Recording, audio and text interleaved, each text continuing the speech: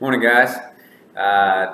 It's Peter here. Just wanted to give you guys a video update of our summer and some of the things that God has been doing this summer. And I know sometimes it's hard to check a long email, and so I just wanted to make it easy for you by really just giving you an update of some of the things that God's done through our summer ministry here at New City Fellowship in Atlantic City, New Jersey. I want to read to you guys just a short passage from Psalm 66. It says this: "Shout with joy to God, all the earth. Sing the glory of his name. Make his praise glorious. Say to God, how awesome are your deeds.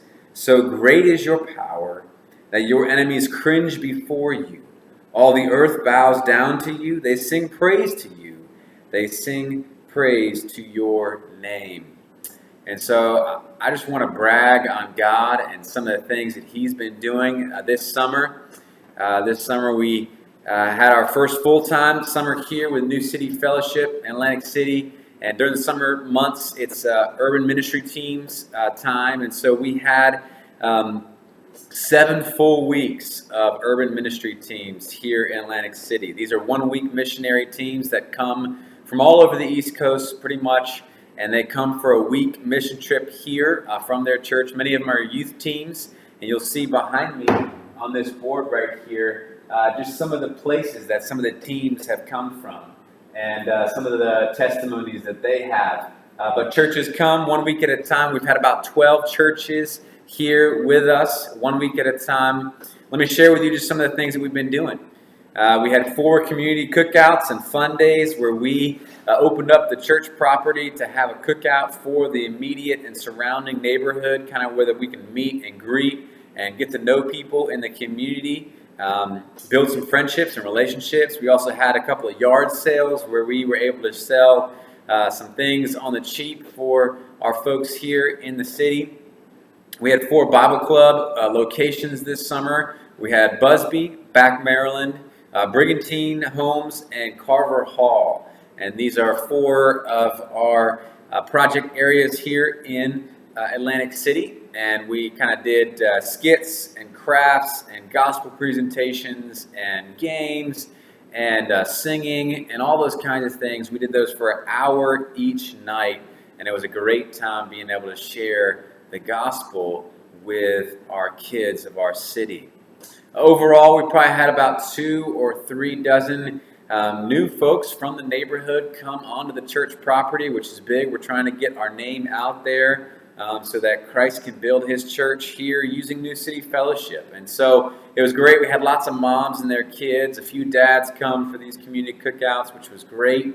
Overall, we probably had about 2 dozen new friendships built from this summer ministry. So from the Bible Club, from VBS, and this is with individuals, moms and their kids, or whole families together. Lots of adults we're trying to follow up with now and to kind of say, hey, you got to see some of the things that we were doing here in your neighborhood, and now how can you be connected to Jesus and his church? And so we're doing some follow-up now, which is great. Another cool thing is we had 3 teenage girls that grew up in our Bible Club program here from 2010 when we first started, I think it was. And now they've come to a point where they've been blessed so much by it and grown in it that they wanted to help out. And so they interned with us. They helped kind of run the Bible clubs with us. So it's really cool to see some indigenous leadership from the community rising up with those 3 teenage girls. We also had 2 real successful new UMT projects. One was a traditional VBS that we've never done before here at the church property. One of the teams kind of ran a VBS for us, and it was really good. Had a good turnout. And the other thing was a surf camp. We tried to give an experience which many of these kids don't have. And so we had a surf camp, and we had a partnership with FCA in which we were able to just kind of partner with them. They kind of helped us with the surf stuff, and then they were able to also do Bible lessons and follow up with the kids as well.